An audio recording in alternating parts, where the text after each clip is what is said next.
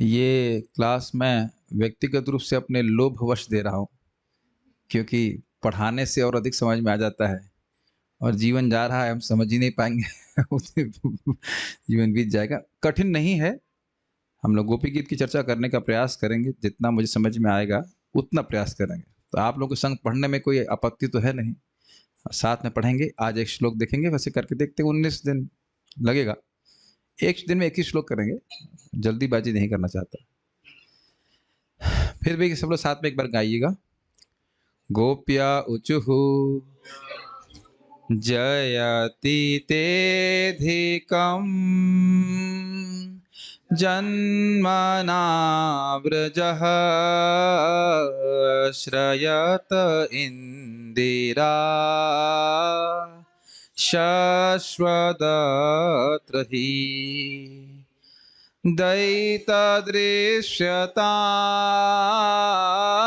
दिक्षु तावकास्त्वयि धृतासवस्त्वां विचिन्वते। पहले इसका अनुवाद पढ़ते हैं। श्री भगवान के विरहावेश में गोपियां गाने लगीं। अब ये इसकी भूमिका आप जानते हैं, भगवान श्री कृष्ण रासलीला में सबके संग नृत्य कर रहे थे और गोपियों को अभिमान हो गया कि हमारा कितना बड़ा भाग्य है, तो भगवान अंतर्हित हो गए। तो उनके विरह में ये सारी गोपियां इकट्ठी होकर के कृष्ण का गुणगान कर रही हैं या कृष्ण के विरह में गीत गा रही हैं। हे प्रियतम श्याम सुंदर श्री कृष्ण, आपके जन्म के कारण वैकुंठ आदि लोकों से भी ब्रज की महिमा बढ़ गई है। आपके जन्मकाल से श्री लक्ष्मी जी अपने निवास स्थान श्री वैकुंठ को छोड़कर सदा यहीं निवास करने लगी हैं। प्रीतम श्री कृष्ण, ये सभी आपकी गोपियां आपके चरणों में अपने प्राणों को न्यौछावर कर रखी हैं और विभिन्न दिशाओं में वे आपका ही अन्वेषण कर रही हैं। हे प्रियतम, आप अब दर्शन दीजिए। कैसे चाहते हैं, पहले संस्कृत समझते हैं, फिर अन्वय समझते हैं, जैसे हम लोग समझते आए हैं। गोप्या उचुहु अर्थात गोपियों ने कहा, जयति ते धिकम, जयति ते धिकम, ते जन्मना व्रज, व्रज मतलब व्रज में, ते जन्मना आपके जन्म के द्वारा, ये समझ में आ रहा है। जन्मना तृतीय विभक्ति है, तो ते जन्मना व्रज, आपके जन्म के कारण, व्रज अधिकम जयति, व्रज अधिक जय को प्राप्त कर रहा है। अब ये नहीं बोल रही हैं कि किससे अधिक जय को प्राप्त कर रहा है, तो वैकुंठ से जय को अधिक प्राप्त कर रहा है। वैकुंठ शब्द यहां दिख नहीं रहा है आपको, अनुवाद में वैकुंठ था, तो क्यों वैकुंठ था? जब बोल रही हैं व्रज जय अधिकम जयति, तो व्रज वृंदावन धाम या जो ब्रज धाम है वह अधिक जय को प्राप्त कर रहा है, लेकिन यहां ये नहीं बोल रहे हैं कि किससे अधिक जय को प्राप्त कर रहा है। तो सबसे अधिक जय किसकी है? वैकुंठ की। तो कह रहे हैं कि वैकुंठ से भी श्रेष्ठ हो गया है। क्यों ऐसा क्यों कह रही हो? तो कह रहे हैं श्रयत इंदिरा शश्वदत्र ही। श्रयत का अर्थ है निवास करती हैं। कौन निवास करती हैं? इंदिरा। इंदिरा मतलब होता है लक्ष्मी जी। तो कुछ समय के लिए रहती हैं? कहते हैं नहीं, शाश्वत निरंतर यहां रहती हैं। कहां रहती हैं? अत्र। अत्र दिख रहा है आपको? कहां है अत्र बताइए? शाश्वत प्लस अत्र, तो शाश्वत प्लस अत्र तो हो गया शाश्वत, मतलब समझते हैं शाश्वत निरंतर। निरंतर यहां पे रहती हैं। कोई डाउट है? कहते हैं ना, कोई डाउट नहीं, ही निसंदेह। पहली लाइन कुछ क्लियर हो रही है? ते जन्मना, हे कृष्ण, हे प्रियतम श्री कृष्ण, आपके जन्म से ये ब्रज वैकुंठ से भी अधिक जय को प्राप्त है, श्रेष्ठता को प्राप्त है। क्यों? क्योंकि इंदिराश्रयत, लक्ष्मी जी साक्षात यहाँ पे निवास करती हैं। यहाँ पे अनुवाद में लिखा गया वैकुंठ छोड़कर यहाँ पे निवास कर रही हैं। और कितनी देर के लिए निवास कर रही हैं? शाश्वत निरंतर। कहाँ कर रही हैं? अत्र, यहीं कर रही हैं। ही मतलब निश्चित रूप से। हम तेज जा रहे हैं, समझ में आ रहा है? देखिए यहाँ पे घबराइए मत, अगर नहीं समझ में आ रहा है तो पूछ लीजिएगा। हो सकता हो मुझे पता है कल मेरी मेरी मजाक बना रहे थे, हमने कहा महाराज ऐसा नहीं कि मेरे को ही समझ में नहीं आ रहा था, बाकी लोगों को भी नहीं आ रहा था, लेकिन पूछ नहीं रहे थे। खाली इंजीनियर का मजाक नहीं बनाना चाहिए। ठीक है।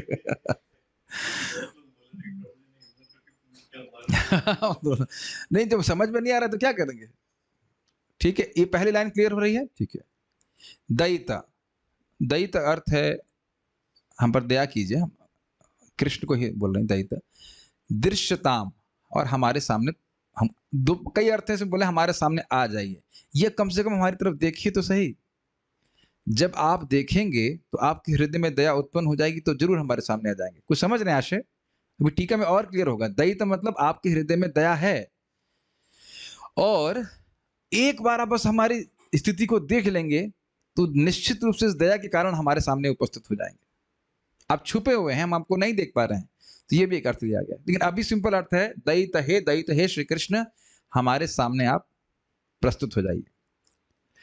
आप कैसी हो? तो कह रहे हैं दिक्षु, दिक्षु मतलब हर दिशा में, तावकः आपकी हैं, आपकी भक्त, हम जो आपकी भक्त हैं, तावकः आपके भक्त हैं, दिक्षु विचन्वते आपकी भक्त, हम जो आपकी भक्त हैं वह हर दिशा में आपको खोज रहे हैं। कुछ पकड़ रहे हैं शब्दों को? प्रसाद में इफेक्ट तो नहीं है ना? माइंड चल रहा है ना? खून जब प्रसाद ले लेते हैं तो खून जो है इंटेस्टाइन में जाने लगता है इधर नहीं जाता है, थोड़ा विपरीत करना पड़ेगा। नहीं जा रहा तो कुछ समझ में आ रहा है कुछ? दिक्षु मतलब हर दिशा, और तावका मतलब आपकी भक्त। गोपियां कह रही हैं आपके भक्त हैं। विचिन्वते आपको ढूंढ रही हैं, हर दिशा में ढूंढ रही हैं। आप कैसी हो? तो कह रहे हैं त्वयि आप में, धृत प्लस आसव, आसव का मतलब होता, आंसू मतलब प्राण होता है, तो धृत मतलब धारण किए हैं, आप में ही, आपके लिए ही हमने प्राण धारण किए हैं। त्वाम दृश्यताम, त्वाम विचन्वते आपको ढूंढ रही हैं। आप तावकः दिक्षु त्वाम विचन्वते आपके भक्त हम हैं, त्वाम विचन्वते आपको ढूंढ रही हैं। और कैसी हैं? त्वयि धृतासव आप में ही या आपके लिए ही हम अपना प्राण धारण की हुई। धृत समझते, धृत मतलब धारण करना, और आसव का मतलब होता है प्राण। कई बार आपने शब्द सुना है कि उनके प्राण अपने बेटे में अटके हुए हैं, शब्द सुना होगा आपने। तो ये भले ही इस तरह की बात बोलते हैं, अटके हैं नहीं अटके, लेकिन कहने का आशय है कि अतिशय, बहुत अतिशय प्रेम है उसके।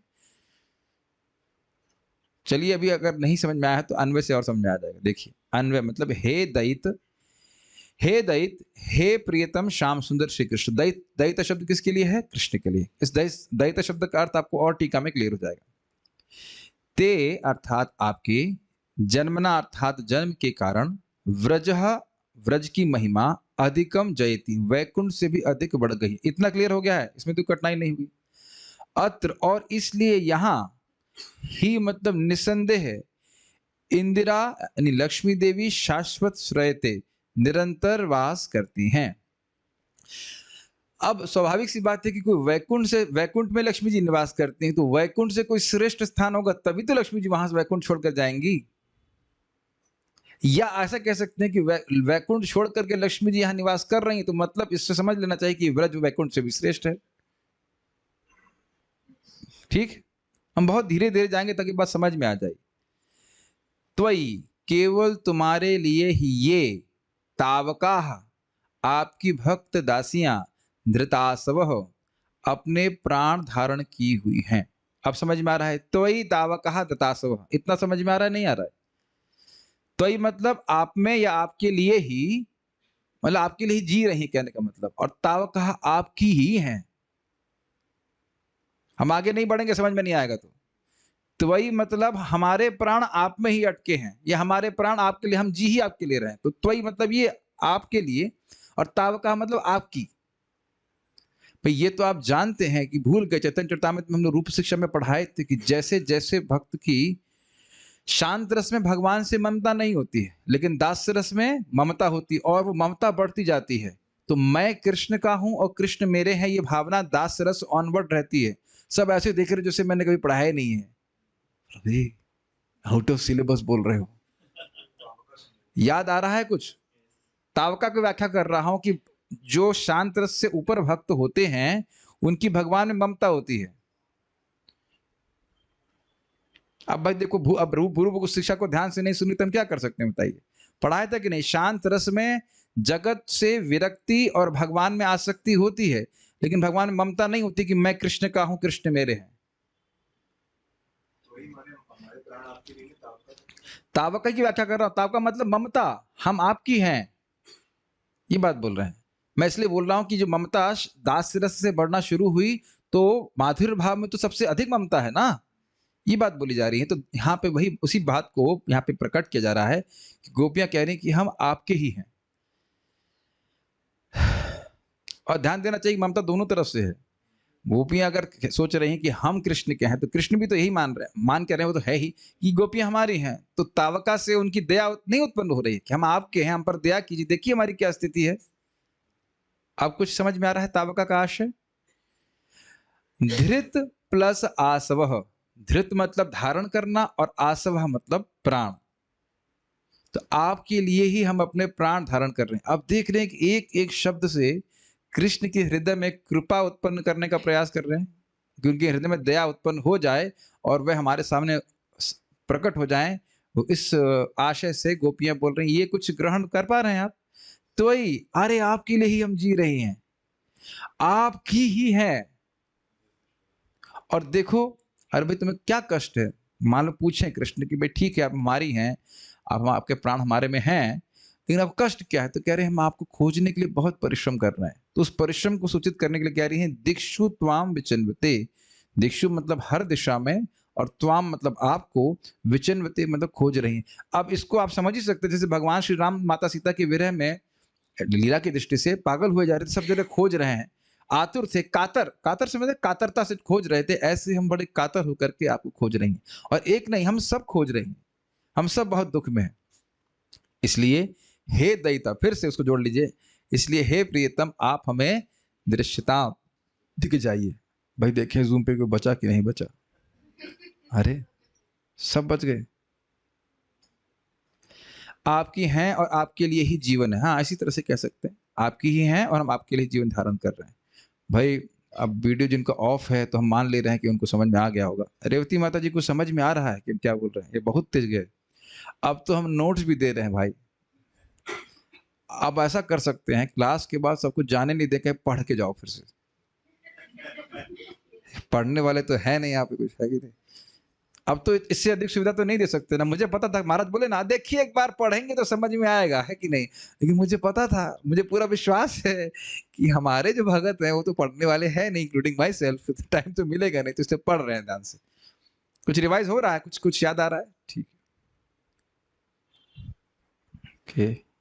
तात्पर्य रूपा जी का, जो लोग संस्कृत श्लोकों की उच्चारण कला से परिचित हैं वे इस बात की सराहना करेंगे कि इस अध्याय का संस्कृत काव्य बेजोड़ है। विशेषतया श्लोक के छंद असामान्य रूप से सुंदर हैं और अधिकांशतः प्रत्येक पंक्ति का प्रथम तथा सप्तम अक्षर एक ही व्यंजन से प्रारंभ होता है। उसी तरह चारों पंक्तियों के द्वितीय शब्द भी हैं। जरा देख लेते हैं क्या है। जयति ते दिकम ज मना व्रजः, जा जा दिख गया। उसके बाद श्रयत वाले में तो नहीं दिख रहा है, श्रयत इंदिरा, श्रयत इंदिरा शश्वदत्र ही श दयित दृश्यताम दिक्षुतावकाश तदा त्वयि धृतासवस्त्वाम विचंत। वहां पे ता आधा ता आधा ता से रिपीट हो रहा है, यही दिख रहा है इस प्रकार से, त्वयि धृतासवस्त्वाम विचंत। नहीं समझ में? चश्मे से दिख रहा है कि नहीं कुछ? जा के बाद जा रिपीट हो रहा है ना, जा 1 2 या ती ते धी क 1 2 3 4 5, और जा पहला जोड़िए 7, 7 के बाद रिपीटेशन हो रहा है कि नहीं? 7वां, तो जयति ते दिकम जा, तो जा रिपीट हो रहा है कि नहीं? श्रयत 1 2 3 4 5 6 7 7, तो श्रयत फिर श, ठीक है। उसके बाद दयिता और दिक्षु, वैसे तो 3 दिए आ गए, दयिता दृश्यताम दिक्षु, तो दयिता उसके बाद फिर दिक्षु, और त्वयि त्वयि त्वयि त्वयि का आधा था, फिर हम जो मुझे दिख रहा है त्वयि के बाद त्वयि धृतासवस्त्वाम। ऐसे समझ में आना चाहिए। बहुत संस्कृत नहीं जान रहे, लेकिन जितना है उतना पढ़ाने का प्रयास कर रहे हैं। भावार्थ दीपिका का भावानुवाद, ये भावार्थ दीपिका किसने लिखी है? इतना बात याद है किसी को? शिला श्रीधर स्वामी ने। ये भक्त बोल रहे थे भाई ये बता दिया करिए कौन से लिखने की टीका लिखी है। उन्होंने कहा अच्छा भाई ठीक है। पिछले अध्याय के अंत में वर्णन हुआ कि विरहनी व्रज देवियां श्री कृष्ण को ढूंढते ढूंढते निराश होकर पुनः यमुना पिलन पर लौट आई। लाइन समझ में आ गई? जो व्रज देवियां अर्थात जो गोपियां थीं, जो कृष्ण के विरह में आतुर थीं, वह उनको ढूंढने का प्रयास करते हुए निराश होकर के अब यमुना जी के तट पे आ गई। क्लियर? ठीक है। अब इस 31वें अध्याय में श्री कृष्ण विषय गान करते करते वे उनके आगमन के लिए प्रार्थना करने लगेंगे, कृष्ण वापस आ जाए। जो नहीं समझ में आएगा बस उतनी व्याख्या करेंगे। व्रज देवियों का यह प्रार्थना मूलक विरह गान ही श्री गोपी गीत के नाम से विख्यात है। ठीक है, विरह में जो गोपियों ने गाया वह विख्यात है गोपी गीत के नाम से। हे प्रियतम, तुम्हारे जन्म के कारण यह व्रज सर्वाधिक रूप से जय युक्त हो रहा है, अर्थात अन्यान्य सभी लोगों की अपेक्षा अधिक उत्कृष्टता से विराजमान हो रहा है। ये किसका अर्थ है? जयति तेदिकम जन्मना व्रजः, इसका अर्थ है। सब ऐसे एकदम शॉक हो गए, अरे ये तो आपने बताया नहीं। क्लियर है? ते जन्मना व्रजः अधिकम जयति, आपके जन्म के द्वारा व्रज अधिक जय को प्राप्त हो रहा है। एकदम हिंदी जैसा है, अगर आप बार बार सुनेंगे तो आ जाएगा पकड़ में। ठीक है, तुम्हारे द्वारा ये अन्यान्य सभी लोगों को मतलब वैकुंठ भी ग्रहण करना होगा, वैकुंठ से भी श्रेष्ठ है। और आप जान रहे हैं इसके कारण, हम लोग सुन चुके हैं, जन्मना चंक्रमणे न चांचती, भगवान यहाँ बिना पदत्राण के चलते हैं। इस प्रकार से वैकुंठ में भगवान चप्पल या जो भी कह लीजिए पहनते हैं, लेकिन जमीन का स्पर्श नहीं कर रहे, लेकिन यहाँ पे भगवान जमीन का स्पर्श कर रहे हैं विशेष रूप से, और बहुत सुंदर सुंदर लीलाएं भी करी हैं। ये हम लोगों ने किनसे सुना था? मुझसे सुना था। वाह वाह वाह, जय हो, मुझसे सुना था। ये तो बड़ा अच्छा उत्तर दिया। अरे महाराज के लेक्चर में सुना था, बहुत अच्छा। कौन सा चैप्टर था, अध्याय जैसा? वाह वाह, चैप्टर 10 में सुना था। अरे किससे सुना था ये पूछ रहा हूँ। धन्य हो गया ये। गुरु नारिया को सुना था। यस, ठीक है। ऐसी कुछ तो बहुत डेंजरस। तुम्हारे द्वारा इस व्रज में जन्म लेने के कारण ही इंदिरा अर्थात लक्ष्मी भी निरंतर इस व्रज को अलंकृत करती हुई यहीं विराजित हैं। वैसे आपको याद हो, महाराज बहुत सुंदर बात कही थी कि देखिए वैकुंठ में लक्ष्मी जी की पूजा हो रही है, लेकिन यहाँ पे क्या है, ब्रज में लक्ष्मी सहस्त्र शत संभ्रम सेव्यमानम, हजारों हजारों लक्ष्मियां कृष्ण की सेवा बड़े संभ्रम से कर रही कि हमें सेवा से निकाल ना दे। तो आप कहेंगे अरे वो लक्ष्मियां कौन है? गोपियां ही हैं। इस प्रकार व्रज में सभी महान, अब देखिए टीका बड़ी सुंदर है। अब ये क्यों कह रही है, जरा सोचिए। व्रज हर प्रकार के ऐश्वर्य को प्राप्त है, वैकुंठ से भी श्रेष्ठ है, अर्थात सभी लोग संपन्न हैं, लेकिन केवल हम लोग दुखी हैं। ये कितनी बड़ी खराब बात है। कुछ समझ में आया बात? ये क्यों कह रही है कि वैकुंठ से भी व्रज श्रेष्ठ है, सब व्रज में सभी लोग खुश हैं, बस देखिए हम ही लोग दुखी हैं। ये कहने से आशा है। इस प्रकार व्रज में सभी महानंद में निमग्न है, क्योंकि आप जानते हैं वैकुंठ का आनंद असीमित है, तो उससे भी अधिक आनंद व्रज में है। किंतु तुम्हारी गोपियां तावकाह, हम तुम्हारे लिए किसी प्रकार से प्राण धारण कर तुम्हें वन वन में ढूंढ रही हैं। त्वयि धृतासव, ब्रज वैकुंठ से भी श्रेष्ठ है, और वैकुंठ में कोई कुंठा नहीं है, कोई कष्ट नहीं है। लेकिन देखिए, श्लोक देखिए, श्लोक दिखाइए। त्वयि तावकः त्वयि धृतासवः, जिनके प्राण आप में ही लगे हैं। तावका, हम जो आपकी ही हैं। हम त्वाम विचन्विते, हम आपको ढूंढ रही हैं। आप कितने दुख ढूंढ रही हैं, मतलब आप हमारे सामने नहीं हैं, हम लोग बहुत दुख में हैं। नहीं समझ में आ रहा है कि वो क्यों कह रही हैं? ये क्यों कह रही हैं कि कृष्ण आपके जन्म से व्रज वैकुंठ से भी श्रेष्ठ हो गया? ये नहीं समझ में आ रहा है। वैकुंठ में सभी लोग खुश हैं, व्रज वैकुंठ से भी श्रेष्ठ हो गया, बाकी सब लोग सुखी हैं, केवल देखिए हम ही लोग दुखी हैं। ये तो अच्छी बात नहीं है। तो आपकी दुख की चिंता मैं क्यों करूं? और आप ही के तो हम हैं, आपके लिए तो प्राण धारण करी हुई है। क्या ये उचित है कि हम लोग दुखी रहें? अभी भी नहीं समझ में आया? तो भाई लंच की तैयारी करिए, और कुछ नहीं कर सकते, इससे अधिक हम नहीं समझा सकते। चलो अभी क्विज लूंगा, अब क्विज लूंगा उसके बाद। हाँ, यहाँ पे रात्रि का लिमिटेशन नहीं है। अतएव तुम हमें दर्शन दो, अर्थात हमारे नयन गोचर हो। ये क्या यहाँ पे संस्कृत में क्या दिखेंगे इसको? दृश्यताम, आप हमारे सामने हो जाइए। अथवा हम लोग ढूंढ कर तुम्हें देख सकें, अथवा इस प्रकार तुम्हें ढूंढते हुए हम कितने दुखी हैं इसे तो तुम देखो। दो चीजें देखिए, दृश्यताम का अर्थ क्या है? एक अर्थ है दृश्यताम का कि आप हमारे आंखों के सामने आ जाइए। दूसरा एक और चीज है कि ये लोग ढूंढ रही हैं, जो कह रहे हैं कि आप अपने को छुपाने का प्रयास रोक दीजिए। आप समझ में आया महाराज क्यों बोल रहे हैं? भाई अगर आप कुछ ढूंढ रहे हैं और वह भगवान ने कहा कि नहीं तुम ढूंढोगे भी तो भी दिखूंगा नहीं, तो ढूंढने से भी नहीं दिखेंगे। तो इसलिए क्या है ना कि आप जो आपने संकल्प लिए हैं कि भी हम आपके, मैं इनके सामने नहीं आऊंगा, इसको त्याग दीजिए और इस प्रकार हम आपको ढूंढ पाएंगे। दो अलग अलग बात है। एक है कि वो स्वयं ही कृष्ण सामने आ जाए, दृश्यताम का अर्थ है कि कृष्ण आप गोपियों के सामने आ जाएं, एक अर्थ हुआ। और दूसरा अर्थ है कि वो ढूंढ रही हैं, यानी कि पहला अर्थ हुआ कि उनको ढूंढना ना पड़े, कृष्ण सामने आ जाए। वेबकैम कहाँ है? यहाँ पे सामने, ढूंढना है कुछ, तो इस अर्थ में आके भाई हमें ढूंढना नहीं पड़े, आप सामने आ जाइए। और दूसरा है कि कृष्ण अपने को छुपाने का प्रयास बंद कर दें, तो कम से कम ढूंढने पे तो मिल जाए।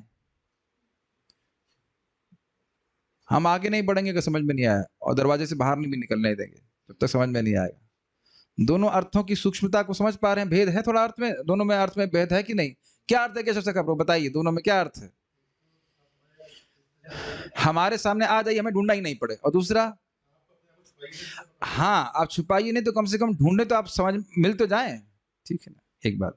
दूसरा क्या है? दृश्यताम, इस प्रकार से हम आपको ढूंढ रही हैं तो हम कितनी दुखी हैं यह तो देखिए। इस पे बहुत अच्छे से आगे बताया जाएगा। जब आप देखेंगे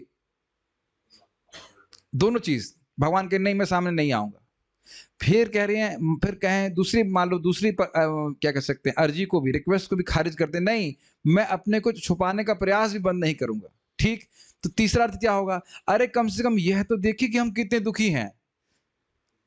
तो आप बहुत जब देखेंगे कि हम इतनी दुखी हैं तो हृदय में दया उत्पन्न होगी, तो आप जरूर हमारे सामने आ जाएंगे। इसलिए तीसरी बात बोल रहे हैं। मेरे इतना सुंदर अर्थ है, बताइए कैसे नहीं बताया जाए। और क्या कठिनाई हो रही समझने में? सारे प्रभु जी समझ में आ रहा है ना? ठीक है, माता जी को नहीं समझ आ रहा है? कम से कम टीका तो समझ में आ रहा है। ओके। और कोई हम देखिए हाई फाई बात तो कर नहीं रहे, एकदम सिंपल सी बात कर रहे हैं। वैष्णव तोषणी का भावनवाद, ये जीव गोस्वामी जी की तरह लिखी। श्री कृष्ण के अतिरिक्त, सॉरी सनातन गोस्वामी जी ना, सनातन गोस्वामी, हाँ सर। श्री, एक्चुअली इन दोनों की टीका मिलती जुलती है, तो मैं इतनी जल्दी में देख नहीं पाया कि इनकी है, जीव गोस्वामी जी की, सनातन गोस्वामी जी की। लेकिन वैष्णव तोषणी है, वैष्णव इससे संतुष्ट होते हैं, तो इसलिए हमको सुनना पड़ रहा है। श्री कृष्ण के अतिरिक्त और कोई भी जिनके वचनों का अर्थ नहीं समझ सकता, मैं उन्हीं गोपियों के ही वचनों का अर्थ लिखने की अभिलाषा कर रहा हूं। कल महाराज समझा रहे थे इस बात को, है ना?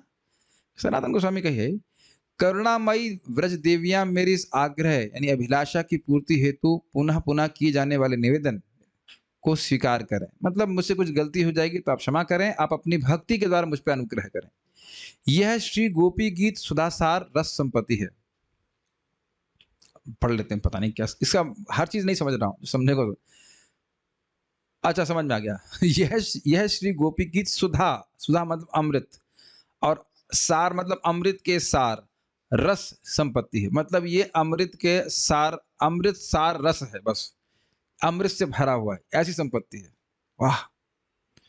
श्रीला श्रीधर स्वामी पाद के द्वारा इस रस संपत्ति का पान करने के उपरांत मैं, अब यहाँ लिख रहे हैं श्रील जीव गोस्वामी, उनके अवशिष्ट को किंचित संग्रह कर रहा हूं। मेरे हिसाब से सनातन गोस्वामी है, अभी ग्रहण कर लीजिए सनातन गोस्वामी। मैं जल्दी से उसको स्कॉट कॉपी पेस्ट कर दिया है, सनातन गोस्वामी था। नहीं एक्चुअली क्या है, वो दोनों एक जैसे लिखते हैं। ये वैष्णव देश में लघु और बृहद, ये बृहद सनातन गोस्वामी लिखी है, और लघु भी वो एक ही जैसी चलती है दोनों, ऑलमोस्ट कहीं कहीं थोड़ा अलग पॉइंट होगा, बाकी एक जैसा चलता है। लेकिन अभी इतना चिंता नहीं करिए, Sanatan Goswami, Jiva Goswami, they non different, same person, same means उनके शिष्य है, कोई दिक्कत नहीं है। अभी हम फिलॉसफी में जा रहे हैं। व्रज गोपियों ने कहा, ये लाइन समझ में आया? श्रीधर स्वामी ने इसका आस्वादन किया है, उनका जो उच्चिष्ट है वो मैं ग्रहण कर रहा हूं, पूरा तो मैं समझा नहीं सकता, तो उन्हीं के भाव को और आगे विस्तार करेंगे। तुम्हारे व्रज गोपियों ने कहा, हे प्रिय, तुम्हारे द्वारा इस व्रज में जन्म लेने के कारण यह व्रज पहले की अपेक्षा अधिक जययुक्त हो रहा है। स्पष्ट है। अधिकम अर्थात ब्रज का ऐसा उत्कर्ष केवल कहीं कहीं नहीं, बल्कि व्रज में सर्वत्र अर्थात चारों ओर ही प्रतीत हो रहा है। देखिए, एक आपने अधिकम का अर्थ क्या लिया था कि वैकुंठ से अधिक इसकी जय हो रही है। अब यहां अधिकम का एक और अर्थ क्या ले रहे हैं? सर्वत्र, सर्वत्र अधिकता हो रही है, हर जगह इस प्रकार का उत्कर्ष हो रहा है। ठीक है।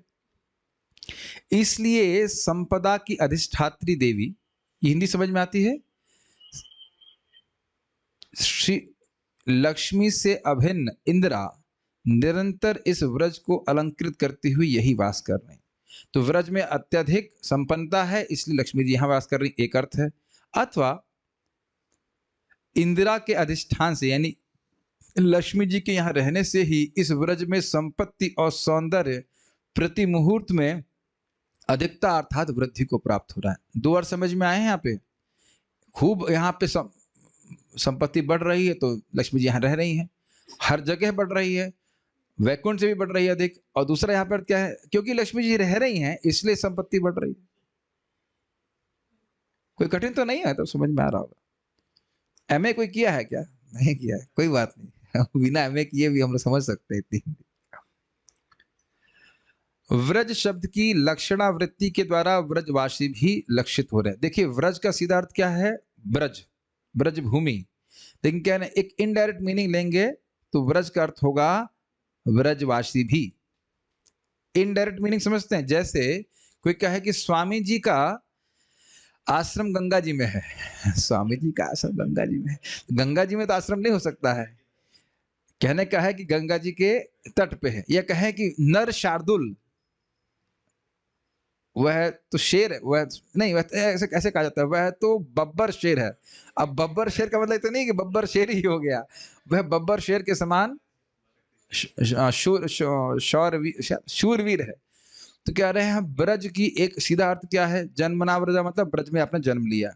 और ब्रज का दूसरा एक साइड श्लेष अर्थ, लक्षणा अर्थ, इनडायरेक्ट अर्थ है ब्रजवासी। तो इस प्रकार इंदिरा के प्रभाव से इस व्रज के नर नारी, पशु पक्षी, वृक्षलता, नदी पर्वत आदि सभी के लिए समस्त प्रकार के मंगल उदित हुए हैं। किंतु हाय, केवल हम लोग ही दैव की मारी हुई अर्थात भाग्यहीन हैं, अर्थात हम लोग ही सर्वदा दुख से पीड़ित हैं। तथा उसमें भी अधिक दुख की बात यह है कि तुम सर्वज्ञ, परम दयालु और हम लोगों के प्राण वल्लभ होकर भी हमारे इस दुख को जान नहीं पा रहे हो। जरा समझने का प्रयास कीजिए। देखिए, श्लोक को वापस देखिए। जयति तेधिकम जन्मना व्रजा। तो व्रजा का अर्थ अगर ब्रजवासी ले रहे हैं तो यानी कि यहाँ के सारे ब्रजवासी अधिक उत्कर्ष को प्राप्त हो रहे हैं, सभी सुखी हैं। लेकिन देखिए हम कितने दुखी हैं। और दैता, आप आप हमारे मतलब प्राण से भी अधिक प्रिय हैं, लेकिन दुख की बात यह कि आप हमारे दुख को नहीं समझ रहे हैं। सबको सुख मिल रहा है, हम दुखी हैं, ये कहने का आशय। ठीक है। अब भाई इससे अधिक कैसे सहायता करें? तो इतनी हिंदी समझ में आ रही है कि नहीं आ रही? सभी लोग सुखी हैं, हम ही लोग केवल दुखी हैं, हमारे सामने आप नहीं हो। इस समय अन्यान्य विषयों की बातें तो दूर रहे, तुम केवल मात्र हमारे इस दुख से अवगत हो जाओ, इसे व्यक्त करने के लिए ही व्रज देवियां दैत इत्यादि कहकर प्रार्थना कर रही हैं। तो कह रहे हैं और बातें छोड़ दीजिए, हमारे केवल आप इस दुख को समझिए कि हम आपसे विरह में कितनी दुखी हैं। और दैत शब्द कह रही है। दैत क्यों कह रही है, जरा देखिए। जो व्यक्ति दया से युक्त है, ये कहने का आशय, आपका ये स्वभाव ही है। हे दैत, हे प्रिय, प्रियतम, अंततः तुम एक बार एक क्षण के लिए भी दूर से ही हमारी इस अवस्था को तो देखो, अर्थात हमारी इस अवस्था से अवगत हो जाओ। ये आपने लास्ट अर्थ सीखा था ना श्रीधर स्वामी में। दृश्यता मतलब यद्यपि आप हमारे सामने मत आइए, यद्यपि आप ऐसा भी मत होइए कि हम आपको ढूंढ पाएं, लेकिन कम से कम दूर से देखिए तो सही कि हमारी स्थिति क्या है। अभी पढ़ाया था कि नहीं? तो कम से कम दूर से देखकर अवस्था, हमारी हमारी जो दीनहीन अवस्था से समझिए तो सही। इस वाक्य का गहरा अभिप्राय, निगूढ़ अभिप्राय यह है कि तुम स्वभाव से पर दुख कातर हो। दैत्य समझ रहे हैं, जो दया से युक्त हैं, जो दूसरे को दुख को देखते हैं तो वह स्वयं दुखी हो जाते हैं, उसके दुख को निवृत्त करने की भावना उनमें रहती है, तो इसलिए कहते हैं पर दुख कातर हो। इसलिए हम लोगों के इस दुख को देखने या जानने पर निश्चित ही तुम हमें दर्शन दिए बिना नहीं रह पाओगे। देखिए, पर दुख कातर मतलब दूसरों के किसी भी दुख को देख करके वह दुखी हो जाते हैं, उसको निवृत्त करने की भावना रहती है। तो बताइए, अगर उसके अपने ही व्यक्ति दुखी होंगे तो क्या उसके दुख को वो निवृत्त नहीं करना चाहेगा? इसलिए कह रहे हैं दयिता। दयिता अर्थात प्रियतम, और दयिता मतलब दूसरे के दुख के को दूर करने की भावना से युक्त, दया से युक्त। दयितम इज इक्वल टू दया से युक्त, ये भी नहीं समझ में आ रहा है। तो दया का मतलब क्या है? कोई व्यक्ति कष्ट में है तो हम सोचते हैं कि कैसे उसका दुख निवृत्त हो जाए। तो गोपियों को क्या दुख है बताइए? कृष्ण से विरह का दुख है, और कह रहे हैं कि हम तो आपके ही हैं, अपने प्राणों को आपको समर्पित कर रहे हैं। आप तो दूसरों को देख करके, जो आपको प्रति इतना प्रेम से युक्त ना भी हो, उनके प्रति भी आप उनको दुख के देख करके दूर करने की भावना रहती है आपकी, बल्कि कातर हो जाते हैं। तो अब हम तो आपकी ही हैं और आपके विरह में इतने दुख में हैं, तो क्यों नहीं आप हमको एक बार देखेंगे तो हमारे सामने आ जाएंगे। जब दूर से ही आप देखेंगे कि हम कितने दुखी हैं, तो आप निश्चित रूप से हमारे सामने आ जाएंगे। इसलिए भले ही आप हमारे सामने ना आइए, कम से कम एक दृष्टि तो डालिए। अच्छा, अगर अब इसे भी समझ में नहीं आ रहा है तो एक थोड़ा विनोद की बात कहेंगे। महाराज बता रहे थे कि एक व्यक्ति घर छोड़ के चला गया। तो घर छोड़ के जा रहा था, इतने में ही उसकी पत्नी रेलवे स्टेशन पे पहुंच गया होगा, रेलवे स्टेशन पे पहुंचा था, बस ट्रेन आने ही वाली थी कि इतने में पत्नी उसकी बच्चा सामने ला के रख दी। अब बच्चे को देखता ही उसके हृदय बिल्कुल पिघल गया, फिर वो घर वापस आ गया। तो ये होता है कि देखने से व्यक्ति दया आ ही जाती है। तो कह रहे हैं दूर से ही देखिए, तो दूर से भी देखेंगे तो भी आपके हृदय में हमारे प्रति दया आ जाएगी, और आप हमारे सामने उपस्थित हो जाएंगे कि आप देख रहे हो कि आपके अदर्शन के कारण ही हमें दुख उत्पन्न हो रहा है। दुख जलाब्धि मग्नम, याद आ रहा है कुछ? तो दुख जलाब्धि मग्नम का क्या अर्थ लिया था? एक संसार का दुख और दूसरा आपके अदर्शन का दुख। देखिए, आप जब सामने बैठ करके सुनते हैं, मतलब एटलीस्ट टेक्स्ट को देखते हुए सुनते हैं, तो जब दोबारा रेफर करूंगा तो वो स्पार्क जल जाता है। हाँ हाँ, बोला था इस प्रकार से, ठीक है। तो यहाँ पे गोपियों का दुख क्या है बताइए? भगवान श्री कृष्ण के अदर्शन का दुख, ठीक है।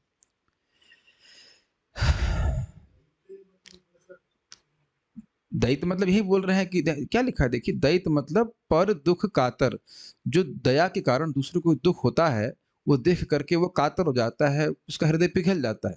ये अर्थ यहाँ पे लिया जा रहा है। अरे भाई, वो आप वहां कहाँ पहुंच जा रहे हैं? राधे अब मान लीजिए क्या कहते हैं, घृणा का अर्थ क्या होता है?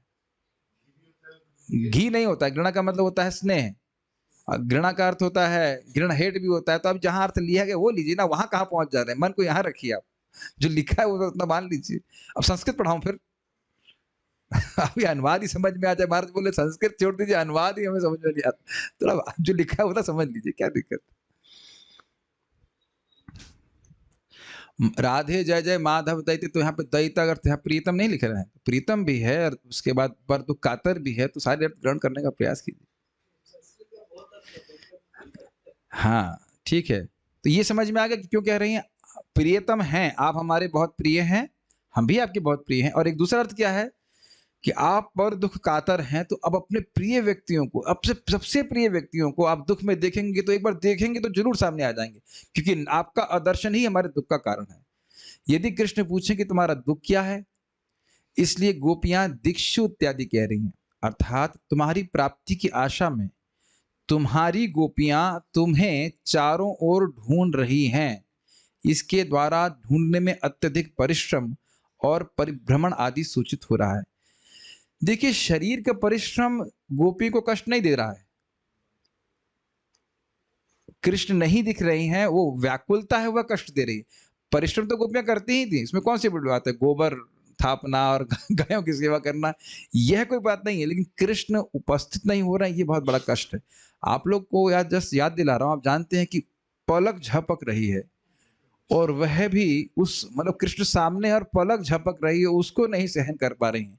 तब कृष्ण इतने दूर के लिए इतनी देर के लिए दूर चले जाएं तो कितना कष्ट होगा, हम लोग कल्पना भी नहीं कर सकते।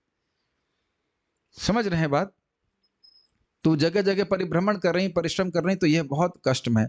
अच्छा, दिक्षु का अर्थ ग्रहण कर पा रहे हैं? दिक्षु मतलब हर दिशा में, और तावका मतलब आपकी गोपियां ढूंढ रही हैं आपको, त्वाम विचन्विते, आपको ढूंढ रही हैं, तो ये बहुत कष्टकारी हो रहा है। अगर अभी भी नहीं समझ में आ रहा है तो सोचिए, अब ये तो बहुत लौकिक उदाहरण है, बहुत ही खराब है, मुझे क्षमा कीजिएगा, कि मान लीजिए किसी के कुछ पैसे गिर गए हों, तब कैसे ढूंढता है बताइए? ढूंढने में तो परिश्रम है, लेकिन ये भगवान इस बात को बोल रहे हैं कि जब ये भगवान गोपियों को बोलते हैं आगे जाकर कि देखिए, जब किसी का धन खो जाता है तो वो उस धन के ही बारे में सोचता रहता है। तो इसलिए हमने उदाहरण तो गलत नहीं दिया, भगवान का ही उदाहरण है, लेकिन हम ये रिलेट कर पाएंगे क्योंकि ऐसा हम लोग अनुभव करते हैं कि भाई कहीं धन मन गिर गया है तो मान लो 100-50 नहीं, मान लीजिए कोई ऐसे लाख रुपए या ऐसे कुछ हो, तो उसके लिए पागल की तरह ढूंढता है, कहाँ गया ऐसे करके। ठीक है, एक छोटा सा एग्जाम्पल दूंगा। जैसे एक बार एक यहाँ पे हमारे रिश्तेदार आए थे, तो उनकी ये गोवर्धन पूजा वाले दिन, तो G6 में उनकी लड़की ने क्या मस्ती करी, अंदर से रूम बंद कर लिया। अब उनकी माँ ढूंढ रही है, यहाँ पे फेस्टिवल हो रहा है, सब चल रहा है, और उनकी माँ ढूंढ रही कहाँ चला गया। और बहुत सारे लोग गोवर्धन पूजा में आते हैं, वो सोच रहे हैं कि लड़की को लेके कोई चला ना गया हो, बहुत छोटी थी वो उस टाइम, पागल हुए घूम रही। तो अब परिभ्रमण का कष्ट है कि नहीं? ढूंढ रही हैं पागल की तरह, लेकिन ढूंढने में परिश्रम नहीं है, वो जो व्याकुलता है कि बच्चा कहाँ गया, उससे और इधर उधर भाग रहे हैं, तो और दुख उत्पन्न हो रहा है। अब तो शायद समझ पा रहे होंगे, मतलब थोड़ा थोड़ा अंदाज ले लीजिए। तावकाह अर्थात तुम्हारी ही गोपियां, अर्थात तुमने जिन्हें अपनी कहकर स्वीकार किया है कि आप मेरी हैं, अथवा हम तुम्हारी हैं, ऐसे अभिमान से युक्त हम गोपियां तुम्हें ढूंढ रही हैं। तो ये ममता दोनों तरफ से थी ना, मैंने बताया ना, कृष्ण मान रहे हैं कि गोपियां मेरी हैं, और गोपियां मान रहे हैं कि कृष्ण मेरे हैं। ये ममता दोनों तरफ से है ना, इस प्रकार से तावका का अर्थ होगा। और इसी कारण बहुत दुख का अनुभव कर रही हैं। फिर अब इस एग्जाम्पल को ले लीजिए, जिसका बच्चा खोया था उसको दिक्कत थी, हम लोग तो आराम कोई दिक्कत नहीं, हमें तो कोई दिक्कत नहीं। दुनिया में कितनों के बच्चे खोते हैं ना, क्या होते हैं, हमें तो कोई परेशानी नहीं होती। अपना बच्चा खो जाता है तो बहुत दुख होता है कि नहीं? समझ में आ रहा है बात? क्यों दुख का अनुभव हो रहा है, समझ रहे हैं? कि हम आपकी हैं और आपके दर्शन से इतना दुख प्राप्त हो रहा है, आप इधर देख नहीं रहे हैं। कुछ समझ रहे हैं? अत्यधिक ममता के कारण इस प्रकार का दुख हो रहा है। अतएव तुम्हारी होने के कारण ही हमें ऐसा दुख है, अन्यथा हमारे लिए इस प्रकार का दुख उत्पन्न ही नहीं होता। यह भाव आपसे प्रेम है, इसीलिए आप भाई, जब देखिए सिंपल सी बात समझिए, वियोग का दुख तभी होता है जब संयोग की इच्छा हो। हम दुनिया में बहुत से लोगों से नहीं मिले हैं कि नहीं, सबसे वियोग हो रहा है। जिससे प्रेम होता है वो दूर जाता है, तब वियोग होता है। Doesn't make sense? ऐसे तो कृष्ण से हमारा वियोग है ही। कृष्ण अपनी दुनिया में, इन द सेंस गोलोक में है, हम अपने में मस्त हैं, तो कुछ तो फीलिंग नहीं आ रही है। अच्छा, दो जलेबी और लेके आना। थोड़ा खिचड़ी में मसाला डाल देना, क्या दिक्कत है? कोई दिक्कत तो है नहीं। शून्य इतम जगत सर्वम, तो कुछ नहीं हो रहा है। तो वियोग का अनुभव तभी होता है जब संयोग अर्थात प्रेम हो। ये तो क्या मतलब हुआ बताइए? तो ये कह रहे हैं कि इस प्रकार से दुख इसीलिए उत्पन्न है क्योंकि अत्यधिक प्रेम है भगवान श्री कृष्ण से। यहाँ हे दैत, इस संबंध के प्रयोग द्वारा गोपियां अपने अंतःकरण में उदित हुई दीनता से दया के सागर, ठीक है, समझा रहा है, श्री कृष्ण के हृदय में नित्य निवास करने वाली अनुकंपा को उत्पन्न करा रही हैं। क्योंकि निरुक्ति के अनुसार जो दया अर्थात अनुकंपा करते हैं वे दैत हैं। अब समझ में आ गया प्रभु? ठीक है, किंतु ये इतना अर्थ ले लीजिए, इस प्रकार से वह बोल रहे हैं कि देखिए हम कितने दुखी हैं, प्राणों को आपके लिए रख रहे हैं, रखी हुई हैं, आपकी हैं, ऐसे बार बार बोल रही हैं। तो उससे क्या है, कृष्ण सुनेंगे? भाई दिख नहीं रहे तो उसका अर्थ ये तो नहीं कि सुन नहीं रहे। हो सकता है कृष्ण कहीं आसपास ही हो और कृष्ण सुन रहे हैं, और एक्चुअली था भी इसी प्रकार से, ऐसा नहीं था कृष्ण सुन नहीं रहे थे, आगे कृष्ण प्रकट हो भी जाएंगे। हाँ ठीक है, बीच में कोई कमेंट मत कीजिए अभी। ठीक है, कृष्ण सुन भी रहे थे, तो कृष्ण सुन करके उनका हृदय पिघल जाए और वह उनके सामने हो जाते हैं। कह रहे हैं यहाँ पे कि कृष्ण के हृदय में दया तो सदा ही रहती है। दयानिधि भगवान कृष्ण का नाम है। और क्या, दया सागर, दया सिंधु, करुणा निधान, करुणा सिंधु, ऐसे भगवान कृष्ण के नाम हैं। तो कह रहे हैं कि जब दया से युक्त तो है ही, उस दया को उत्पन्न करा रहे हैं कि आप दया से उत्पन्न होकर के, दया आपके हृदय में उत्पन्न होगी तो आप हमारे सामने प्रस्तुत हो जाएंगे। क्लियर है? किंतु पुनः जो चित्त को ग्रहण करते हैं वे दैत हैं। श्रीधर स्वामी कृत इस व्युत्पत्ति के अनुसार भी दैत शब्द के प्रयोग से गोपियों का अभिप्राय एक मीठे उल्हाना के साथ श्री कृष्ण के हृदय में दया उत्पन्न करने का ही है। अर्थात जब तुमने हमारे हृदय को स्वीकार कर ही लिया है तब हम पर दया नहीं करना उचित प्रतीत नहीं होता। ये समझ में आया? दैत का अर्थ है कि जो चित्त को खींच ले। जब आपने हमारे चित्त को खींच लिया, अभी शब्द आप यहाँ पे देख चुके हैं, धृतासव, हमारे प्राण भी आप ही के लिए हैं। और फिर वो भी शब्द आप देख रहे हैं, तावक, हम आपकी ही हैं। सब कहने का आशय क्या है? हृदय आपको ही समर्पित है, मन आपके ही चरणों में है। तो अब आपका इस प्रकार से हम पर दया नहीं करना, ये ठीक बात नहीं। तो ये एक प्रकार की उलाहना है। उलाहना समझते हैं? उलाहना के टॉन्ट, हाँ, इंग्लिश में कहते हैं टॉन्ट। हाँ, ये क्या है? चित्त तो आप ले गए हैं और उसके बाद आप दया भी नहीं कर रहे हो, ये क्या मतलब हुआ? यदि श्री कृष्ण कहें कि इस मनुष्य लोक में कपट रहित, विशुद्ध, आत्मेंद्रिय प्रीति वांछा रहित प्रेम संभव ही नहीं है, और यदि अनिर्वचनीय भाग्यवशतः किसी में ऐसा प्रेम संभव पर है, तो फिर विरह अर्थात वियोग ही कैसे हो सकता है? कहने का आशय यह है कि भाई भगवान कृष्ण कहें कि तुम कह रही हो कि हम अपने आपके विरह में हम बहुत दुखी हैं, लेकिन देखिए जगत में निस्वार्थ प्रेम तो होता ही नहीं। और अगर निस्वार्थ प्रेम है, मतलब अगर है, मान लिया है, तो वियोग संभव नहीं है। क्योंकि जानते हैं आप, भगवान श्री कृष्ण के प्रति जिसका प्रेम होता है वो जहां देखता है वहां कृष्ण की स्फूर्ति होती। तो तुम क्यों क्या कह रही हो कि वियोग है? अच्छा, तथा यदि किसी कारणवश वियोग हो भी जाए तो फिर कौन जीवित रह सकता है? तुम तो जीवित हो, ठीक है। इस न्याय के अनुसार दैत यानी प्रियतम के विरह में दैताएं, प्रियतमाएं जीवित नहीं रह सकती। तो फिर तुम अपने दैत मेरे बिना कैसे जीवित हो? ये लाइन समझ में आ रही है? अब आपको दैत कर समझ में आ गया? राधे जय जय माधव दैत्य मतलब माधव की प्रिय, तो दैत अर्थ भी होगा। तो दैत करते हैं, क्या ले रहे हैं? कृष्ण प्रिय, मैं आपका प्रिय हूं और आप बहुत प्रियतमा हैं, तो आप जीवित कैसे हैं? पहली बात तो वियोग संभव नहीं है, और अगर वियोग है, मान लीजिए यहाँ पे आप कह रहे हो कि वियोग हो गया, तो आप जीवित कैसे रह पा रही हो? क्या कारण है? जीवित रहना संभव नहीं है। तो इसका उत्तर देते हुए गोपियां कह रही हैं, तुम्हारी बात सत्य है, किंतु तुम्हारे लिए ही हम मर नहीं पा रहे हैं। ये बात आप जानते हैं कि कृष्ण जब मथुरा चले गए थे तो गोपियां इसी आशा में कृष्ण वापस आएंगे, और अगर देखेंगे कृष्ण गोपी ने शरीर छोड़ दिया तो उनको बहुत दुख होगा, इसलिए वो शरीर धारण कर ही रहे। अन्यथा वो उनका शरीर धारण करने का कोई प्रयोजन नहीं था। समझ रहे हैं? तो कह रहे हैं, हम गोपियां कह रही हैं क्यों नहीं मर रही हैं? आपके लिए ही अपना जीवन धारण कर रहे हैं। यहाँ त्वयि धृतासव अर्थात तुम्हारे लिए ही हम प्राण धारण कर रही हैं का अर्थ है तुम्हारी प्राप्ति की आशा से ही हमारे शरीर में अभी तक प्राण है। इसकी व्याख्या मैंने आपको लौकिक तरह से बताई थी ना, कि कोई व्यक्ति मर रहा होता है तो कहते नहीं, उनके प्राण उनके पोते में अटके हैं। तोते में नहीं, पोते में है। सुना आपने? पोते में अटके हैं। पोते का मुख देखने के लिए वो है, वृद्ध व्यक्ति जीवित रहते हैं, अब पोते का मुख देख दिया तो मर जाते हैं।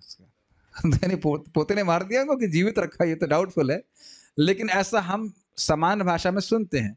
तो कहना है कि हम इसीलिए नहीं शरीर छोड़ पा रहे हैं क्योंकि हम सोच रहे हैं कि जीवित रहेंगे तो आपकी प्राप्ति हो जाएगी, इस आशा से प्राण धारण करें। पढ़ना मत, अभी छोड़ेंगे नहीं, दोबारा कहेंगे जब पढ़ो उसके बाद छोड़ना, क्विज होगा। अब ये कौन कर रहा है मुझे नहीं पता, लेकिन somebody is doing some mischief here। भाई क्यों साइन इन कर रहे हैं मेरे लॉगिन से? Why are you giving trouble? Who is doing this? Don't do this। आवाज आ रही सबको? आखिरी के 2 पेज में ही परेशान करने के लिए आ गया कोई। कौन असुर आ गया हमारी इस लीला में, है डिस्टर्ब करने के लिए? आखासुर तो नहीं आ गया? क्लास को खा जाएंगे, ठीक है। अथवा हमने अपने प्राण और इंद्रियों को तुम्हारे लिए समर्पित कर दिया है। ये हमने कई बार सुना है। कहाँ मदगतः प्राण, मदगतः प्राण का अर्थ क्या है? प्राण, प्राणों से ही इंद्रियां चालित होती हैं। तो कृष्ण कहते हैं कि भक्तों के प्राण उनके अधिगत हैं, अर्थात उनकी सारी इंद्रियां कृष्ण की सेवा में ही लगी रहती हैं। अथवा हमने अपने प्राण और इंद्रियों को तुम्हारे लिए समर्पित कर दिया है, मतलब प्राण इसीलिए धारण की हुई हैं जिससे इंद्रियां चल जाएं, और इंद्रियां आपको ही समर्पित की हुई हैं। तो ये त्वयि धृता, धृतासव का अर्थ है। त्वयि धृतासव, समझ रहे हैं? आप में ही हमारे प्राण अटके हैं, अर्थात आप, हमारे प्राण आपकी ही निमित्त हैं, आपकी सेवा के लिए हैं, ये बात। अतएव हमारे प्राण तुम में समर्पित होने के कारण ही हम तुम्हें ढूंढ रहे हैं। ये लाइन समझ में आएगी? आप बेसिकली गई, आप ही हमारे प्राण हैं, वह आपको ही ढूंढ रहे हैं। अगर नहीं समझ में आ रहा तो ये बात तो समझ में आ रही होगी। इसलिए हे प्रिय, हमारे दुख को तो समझो, क्योंकि समझने से तुम हमें अवश्य ही दर्शन दोगे। ठीक है। यहाँ दृश्यताम पद का अर्थ ज्ञायताम, अर्थात हमारे दुख से अवगत हो किया गया है, और यही गोपियों द्वारा दृश्यताम कहने का प्रथम अर्थ है। दृश्यताम का अर्थ समझ रहे हैं? दूर से देखो कि हम कितनी दुखी हैं। अब दूर से देखने का क्या अर्थ है? समझ जाओ कि हम कितने दुखी हैं, और जब समझ जाएंगे तो आपके हृदय में दया उत्पन्न हो ही जाएगी, और आप निश्चित रूप से हमारे सामने आएंगे। अब आप लोगों का कोई प्रश्न है तो आप पहले, सामने जो भक्त बैठे हैं उन्हें कोई कठिनाई हो समझने में कुछ बात, तो पूछ सकते हैं, और नहीं तो जूम की डिवोटीज को भी पूछ सकता हूँ। या ये भी नहीं समझ में आ रहा है कि क्या समझ में नहीं आ रहा है? ठीक है, ठीक है। अच्छा, एक बात यह है कि क्या इस प्रकार से हम लोग करें या ना करें, या छोड़ दें, या करना पड़ेगा? Okay, so what ever is the, Krishna क्यों उनके दृश्य से ओझल हो गए थे? वैसे तो ये कल महाराज समझाए थे, आप एक बार इसको सुन लीजिएगा। नहीं तो वह गोपियों के संग थे, कृष्ण ने गोपियों को बुलाया, फिर रासलीला कर रहे थे। तो रासलीला में गोपियों को अभिमान हो गया कि देखो कृष्ण केवल मेरे साथ हैं, और इस अभिमान को गुमान गए, अभिमान कह लीजिए। और राधा रानी को ये मान हो गया कि भाई कृष्ण हमको कोई विशेष सम्मान नहीं दे रहे हैं, तो इसलिए कृष्ण अन्य सभी गोपियों के, नहीं सभी गोपियों के, एक्चुअली बहुत लंबी कथा है उसमें। कृष्ण पहले तो अंतर्धान हो गए सभी गोपियों के साथ, फिर श्रीमती राधा रानी के साथ चले गए। तो श्रीमती राधा रानी के ने कहा कि आप कृष्ण तुम मुझे कहीं भी लेके चले जाओ, मुझसे चाला नहीं जा रहा। तो जैसे ही कृष्ण के कंधे पर चढ़ने का प्रयास किया तो कृष्ण वहां से भी अंतर्धान हो गए। तो सभी गोपियां, सभी इंक्लूडिंग श्रीमती राधा रानी इस गोपी गीत को गा रही हैं। ठीक है। अच्छा, अब आप में से इनका अहंकार, अच्छा अहंकार के कारण, अब आप में से बताइए कि अब हम क्विज लेना शुरू करते हैं। तो पहली लाइन का अर्थ आप हमारे बीच में प्रसिद्ध गायक नोएडा में विश्व प्रसिद्ध अर्थ बताएंगे कि जयति तेदिकम जन्मना व्रजः का अर्थ क्या है? इसमें गोपियां कह रही हैं कि थोड़ा माइक पास पर। हाँ, गोपियां कह रही हैं कि जय है आपकी कि आपने व्रज में जन्म लिया है। वाह, मतलब कितना सुंदर टीचर में हो। व्रज में जन्म के कारण, व्रज में जन्म के कारण व्रज की महिमा वैकुंठ से उत्तम बताई गई है। थोड़ा तृप्ति नहीं हो रही है, ठीक है, कुछ क्लोज आ रहे हैं। और किसी को समझ में आया? यहाँ पे माताओं में किसी को समझ में आया? हाँ जी। ते, चलिए मैं अब जो बोल रहा हूं उसकी व्याख्या करिए। ते मतलब आपकी, जन्मना मतलब कारण, व्रजः मतलब व्रज में। तो ते जन्मना व्रजः का अर्थ क्या हुआ? व्रज में आपके जन्म के कारण। अधिकम जयति, व्रजः अधिकम जयति, व्रज अधिक श्रेष्ठता को प्राप्त कर रहा है। किससे? वैकुंठ से। क्या प्रमाण है? इंदिरा, इंदिरा मतलब लक्ष्मी जी। श्रयता मतलब रहती हैं, रहती हैं। शाश्वत मतलब निरंतर, अत्र मतलब यहाँ, और ही मतलब निसंदेह। तो क्या अर्थ हुआ बताइए? निसंदेह यहाँ यानी ब्रज में लक्ष्मी जी निरंतर निवास करती हैं। ठीक है। उसके बाद अब मैं संस्कृत से बोल रहा हूं। दीक्ष तावका नहीं, दिक्षु त्वाम विचन्विते। दिक्षु मतलब हर दिशा में, त्वाम मतलब आपको, विचन्विते मतलब ढूंढ रही हैं। कौन ढूंढ रही हैं? तावका त्वयि धृतासव। तावका मतलब आपकी, त्वयि मतलब आप में, धृत मतलब धारण की हुई है, और आसव मतलब प्राण। हम गोपियां जो आपकी ही हैं और आप में ही अपने प्राण धारण किए, आपने प्राणों को आप में समर्पित की हुई हैं, इसलिए आपको ढूंढ रही हैं। मतलब और इसलिए दयित, दयित अर्थात हे परम दयालु, दयित अर्थात हे प्रियतम, दृश्यताम हमें हमारे सामने उपस्थित हो जाइए, हमारे सामने उपस्थित हो जाइए, या अपने को छुपाने का प्रयास छोड़ दीजिए, या दूर से ही ऐसे देखिए कि हमारी कितनी बुरी स्थिति है, इस कारण से आपके हृदय में दया उत्पन्न हो जाएगी और आप हमारे सामने प्रस्तुत हो जाएंगे। अब हम फिर से गाएंगे, मृदंग उठाइए, अब अर्थ समझ कर गाने का प्रयास कीजिए, ठीक है। गोप्या उचुः गोप्या उचुः जयति तेऽधिकम् जन्मना व्रजः श्रयत इंदिरा शाश्वतत्र हि। जयति तेऽधिकं जन्मना व्रजा शयत इंदिरा शाश्वतत्र हि। दयितदृश्यतां दीक्षुतावका त्वयि धृतासव त्वां विचिन्वते। दयितदृश्यता दीक्षुतावका